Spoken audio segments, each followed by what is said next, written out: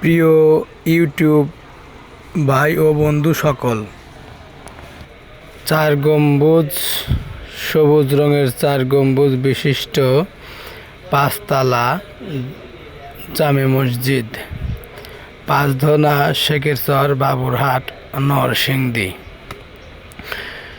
জুম্মার দিন শুক্রবার জুম্মার নামাজে 1 থেকে 5 তলা মুসল্লিদের ভরে যায় এবং রাস্তায়ও মসজিদের নিচেও নামাজ আদায় করে মুসল্লিরা।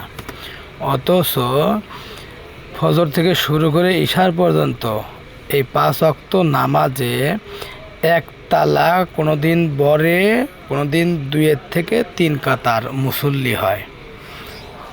তাহলে মসজিদটা তো বানিয়েছে নামাজের জন্যে, শুধু কি শুক্রবার নামাজের জন্য, জামাতের সাথে আদায় করার জন্যে, নাকি 5 ওয়াক্ত নামাজের জন্য মসজিদ বানাইছে?